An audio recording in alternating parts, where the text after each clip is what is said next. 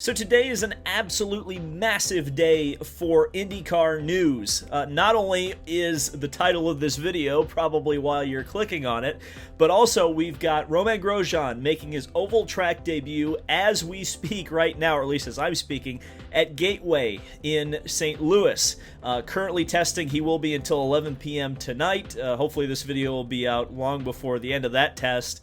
But we've also got Jimmie Johnson information, pretty much as much of a confirmation that he's going to run the Indy 500 as possible. And I actually got to ask him a few questions today during the IndyCar hosted press conference on Zoom today, so I'll be playing that interview here as well.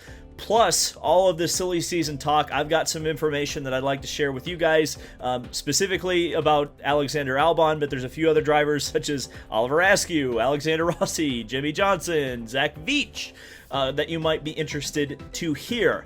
But first, I'm interested that you hear from this video's sponsor. Yes, they bought 2 videos, HelloFresh. This video is brought to you today by HelloFresh, who has a super cool offer just for you. HelloFresh is America's #1 food kit delivery service, and with more 5-star recipes than any other meal kit, you'll know you're getting something delicious. Just like the excellent chicken sausage spaghetti bolognese I made my first night experiencing HelloFresh. And let me tell you, there's a reason that dish is in HelloFresh's Hall of Fame.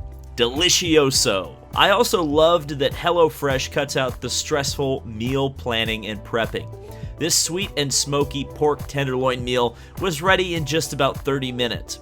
And as someone who loves things that go fast, HelloFresh is a natural fit for my lifestyle. HelloFresh's pre-portioned ingredients also meant that there was no wasted food. When I made the Mamma Mia mozzarella meatloaves for a 4-person family dinner, we all had full bellies and no worries with what to do with the leftovers. Go to HelloFresh.com and use code LAND14 to get 14 free meals plus free shipping. That's HelloFresh.com and use code LAND14 to get 14 meals plus free shipping. And trust me, delicious food, fast and flexible. That's HelloFresh, baby. Check them out. Okay, so like I mentioned, Romain Grosjean is testing right now on the oval at Worldwide Technologies Raceway, Gateway, as some of us boomers call it, in St. Louis, Missouri. Really on the border of Missouri and Illinois, but those are kind of details that are unimportant. What is important is that Romain Grosjean will be racing there late this August, and certainly he's preparing to run a full season of IndyCar this year, and we've got a pretty good idea after Marshall Pruitt's silly season article on Racer.com yesterday of where he may be headed. We'll talk about that here in a bit. But currently, Romain's setting some pretty decent lap speeds. I'll put it up on the screen where the timing and scoring is at the moment. But the Andretti cars are leading around 177 miles an hour. It's a very fast tracking in St. Louis for just being about a mile. But yeah, it's going to be exciting. I'll definitely be there at Gateway when Grosjean actually kind of puts when it starts to actually pay. We'll be covering that event as well as Nashville and Indianapolis. So the next 3 IndyCar races we'll be at. Jimmie Johnson, interesting, had a presser today. Mainly the subject matter or the reason he was there was to talk about the Nashville weekend. But it quickly became a lot of talk about his oval prospects for next year. So, again, actually hearing from the man himself, sitting in the same Zoom call, Jimmie Johnson's, unless something goes really badly in his test, Jimmie Johnson's absolutely going to run the Indy 500 next year for Chip Ganassi Racing. He confirmed today that there is a late August test at Homestead Miami Speedway with Chip Ganassi Racing where he will get his first opportunity on an oval track. Now, he didn't say a specific date, but I believe I have the date now, which is August 25th. And that'll be something that I'll try to cover if I can. It's middle of the week, and obviously a plane ticket to Miami, who knows what that's going to be. But if I can get down there, I'm definitely going to try to be there to cover that. Now, one of the things that I thought was interesting in this interview was that Jimmie mentioned that actually the Alex Palou crash during qualifying helped him with his confidence level of running ovals, because that was a tremendous impact, as I'm sure you guys saw. And because it was a teammate, I'm sure Jimmie had access to all of the data, and he said that that crash was actually one that made him much more confident about running the Indianapolis 500. Now, it's important, and for those of you who are keeping an early entry list like I am, that if Jimmie runs the Indy 500, it will be with a fifth Ganassi car. It will not kick Tony Kanaan to the curb. Tony Kanaan, in Jimmie's own words, is safe for the 2022 Indianapolis 500. So Ganassi already at 5 cars, essentially, for the Indianapolis 500, and could be adding more, by the way. We'll talk about that here in a bit. But I want to play for you guys my kind of 3-question mini interview I had during this press conference with Jimmie Johnson. I asked him about the upcoming race in Nashville, kind of some transfer things between NASCAR and IndyCar, particularly pertaining to heat. And then I asked the question, is it just the Indy 500, or is he looking at a full season in 2022? Thank you, Jimmie, for your time. Looking ahead to Nashville, in a lot of ways, it's a blank sheet of paper for everybody. It's a brand new race course. So do you look at the Nashville event as one that maybe is your best opportunity to get a result this year? Yeah, I mean, there's definitely a line of thought for that. And I just, things have been much more different than I expected. So I don't know how to read an event going into it. I can say that doubleheaders treat me really well, and I wish that we had more doubleheaders on the schedule. You know, race 2 is always, not always, but race 2 at Detroit was way more competitive than race 1. But yeah, there's something to it. We're all going to discover things. I think it puts a lot of pressure on each team. You know, the first team to really hit on the setup that's required, and can kind of find a compromise out of all the challenges that the Nashville track's going to throw at us. They're going to have a clear advantage. So, you know, I do feel like more pressure is off of me heading into Nashville. Not necessarily, you know, doesn't guarantee me anything, I guess I should say. But, you know, with it being new, it does relieve some pressure from myself. And with your experience in stock cars, this was something I noticed at Detroit. Like you mentioned, you had a really good weekend there. Dealing with the heat generated by the aero screen. It seems a lot of drivers in IndyCar struggle with that, but your stock car always kind of was a very hot experience. Is that something that kind of works to your advantage on a tough track like a street circuit? Yeah, it does. Yes, it is very physical in the Indy cars, and it is a different kind of suffering that you experience, but it's really due to a very high heart rate, very high physicality of wrestling the race car around, forearm pump, shoulders, core, back. You know, it's just a very physical car that you have to muscle around. But it's 30 to 40 degrees cooler than what a NASCAR vehicle typically is in the middle of the summer. And we have sensors in the cockpit of the Indy car, and I know what the cabin temp was in the Cup cars. So to your point, yes, it is a much cooler environment than I'm used to. And it's been nice to not melt in the cars. And I know a lot of the guys have suffered with the heat, but man, you get in one of those Cup cars and it's a whole new level of suffering from heat. Okay, final question. Just looking forward to next year, you've had a lot of questions about the ovals. Would that just be something you'd be looking at to do the Indy 500, or would you be running for the full points championship next year? It's just too early to tell. Right now, it's really just focused on getting ready for the 500. It would depend on how the test would go, and honestly, to run a full schedule next year would really be complicated. So I don't know how realistic that opportunity would be at the end of the day. You know, we have a commitment with TK in the 48 car and all the sponsors that he was able to raise and bring on board to run those 4 races. So to run a one-off at the 500, you know, is a more realistic option than looking at the full schedule, but we'll just have to see how things unfold. So yeah, very interesting stuff, and I have to tell you that 2022 right now is shaping up to be an absolutely amazing season for IndyCar, because it looks like there could be as many as 27, 28, maybe more full-time cars next year, with drivers that I'm just completely shocked or interested in IndyCar, but it seems to be that they are. So let's cut to brass tacks. Alexander Albon received a tip today that Alexander Albon will be testing for Andretti Autosport next week. And who knows exactly what that is going to mean, but obviously we've heard through several outlets that Albon has been interested in IndyCar racing, and it looks like he's going to get a shot. Now, whether he ends up in an Andretti Autosport car for next year, or this is just an exploratory sort of thing, he's bringing some cash over, and Michael Andretti is kind of shrugging his shoulders and going, okay, Alex, you can drive the car.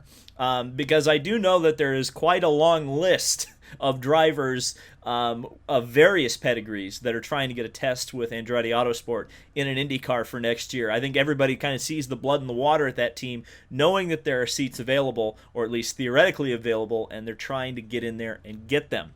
So Marshall Pruitt over at Racer pretty much says that Romain Grosjean is a lock for the 28 car next year and Andretti Autosport. In his article, he claimed there was like 11 or 12 people that had told him that Grosjean was a lock. Now, I did have the same source who told me about Albon, and it could turn out that Albon's not testing for them, and it could have turned out that this isn't true either. So take it with a pinch of salt. But he told me that there's really no locked-in people right now at Andretti Autosport. It's kind of still up in the air. Now, I spoke to another source, and they said this to me before Marshall's article came out. So I'm kind of leaning toward Marshall, at least with the Grosjean stuff, because they talked about specifically Grosjean and his relation to the 28 car, and the fact that DHL is a global sponsor. It would certainly fit Romain's brand, and it would fit DHL's brand. It would be a match made in heaven. It would keep DHL associated with Andretti Autosport, and it would potentially fund that seat for Romain. So I think Grosjean to the 28 is very, very highly likely. Another thing that was mentioned in the Racer article, which I think I've mentioned here a couple of times, is that Devlin DeFrancesco would be a possibility in the 29 car replacing James Hinchcliffe, simply because Devlin drives for George Michael Steinbrenner in Indy Lights, and Steinbrenner is the co-owner of the 29 car. So if they decide that Hinch is not performing up to standard and they want to remove Hinch from that team, Devlin would be a natural fit, because Devlin does have quite a bit of funding and would be able to fill perhaps or replace the funding that Hinchcliffe brings. But of course, I think Hinchcliffe will have a seat next year. Whether it's with Andretti or with somebody else, that remains to be seen. But I do believe that Hinchcliffe has the funding for next year. I think Hunter Ray's the one who may be on the outside looking in, at least for the full season. Rahal Letterman Lanigan. This has been a fascinating story to keep track of. Of course, we know essentially confirmed that Jack Harvey is going there next year because he is not driving for Shank next year. But they had a test yesterday at Barber Motorsports Park. Oliver Askew, who wasn't necessarily a huge surprise. We know that Rahal's been looking at him potentially to drive for them next year. But Christian Lundgaard, who is an F2 driver, won a race earlier this year. So not a terrible driver by any stretch of the imagination. I'd seen a few people in the comments yesterday talking about how he's an Alpine factory driver, and apparently there's some tension with Alonso. But they were testing yesterday at Barber Motorsports Park for Rahal Letterman Lanigan.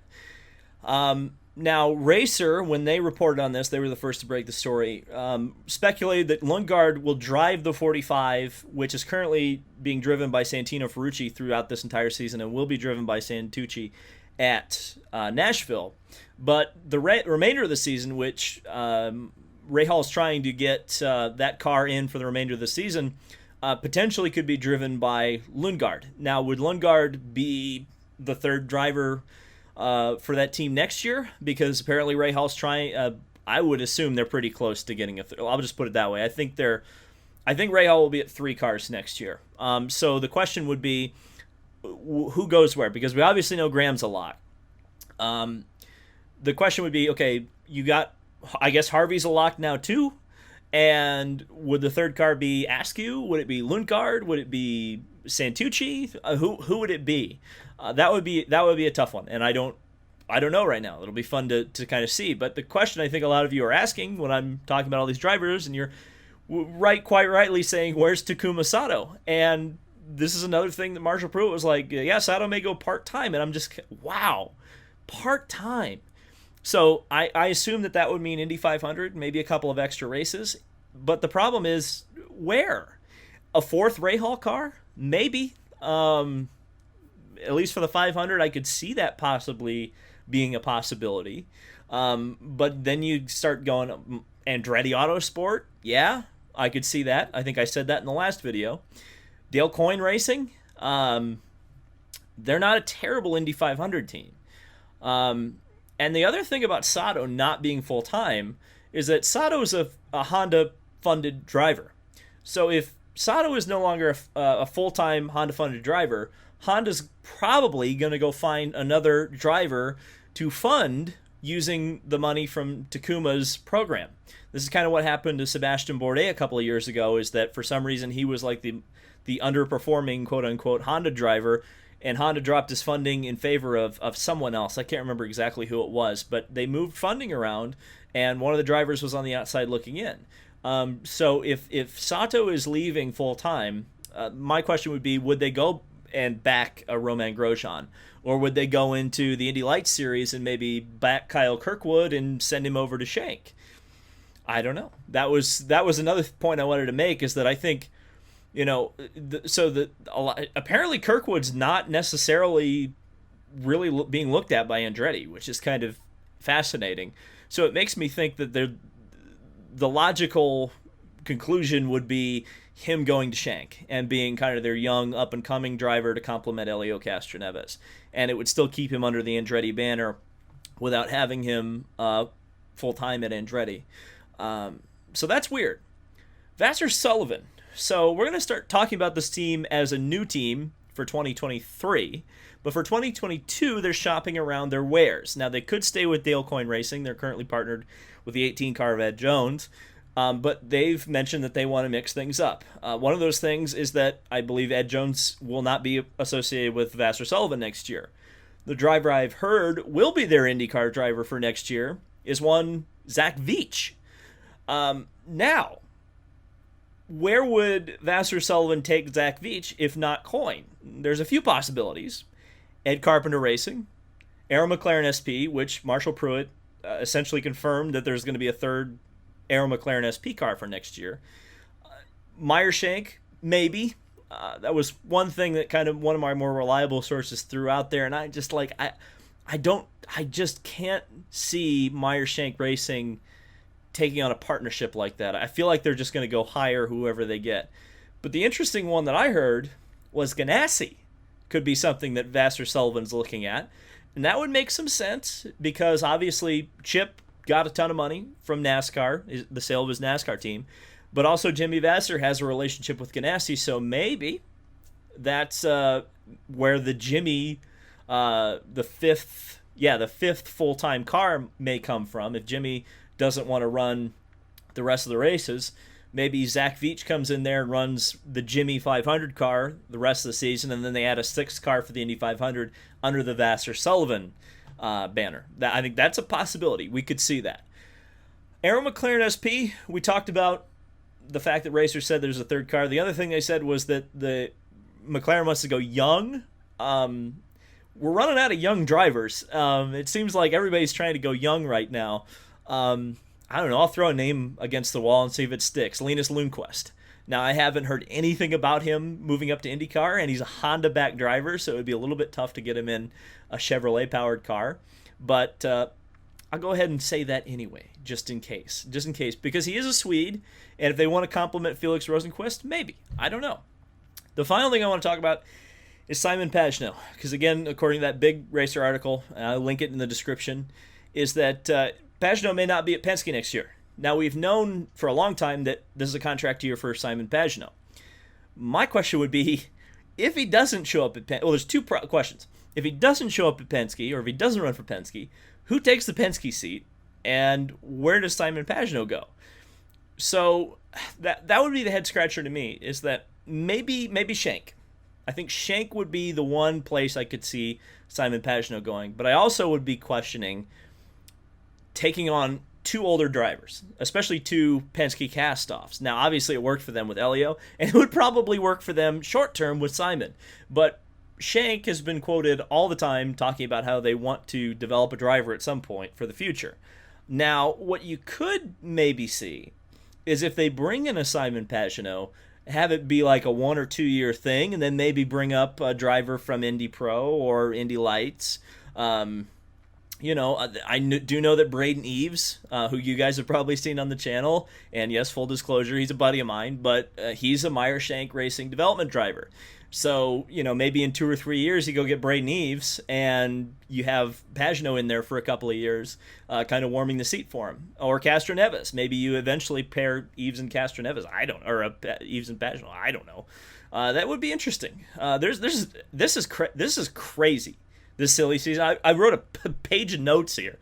This is unbelievable. And it just seems like, again, I've mentioned this before, it seems like everybody wants to be an IndyCar right now. The car counts are swelling. The Indy 500, again, I think is probably going to be north of 38 to 40 cars entered. It's crazy, man. Good times. Enjoy it. It's going to be fun. Thank you guys so much for watching. I hope you've enjoyed this video. Thanks to HelloFresh for sponsoring it. Be sure to check them out in the description below, and we'll see you in the next video.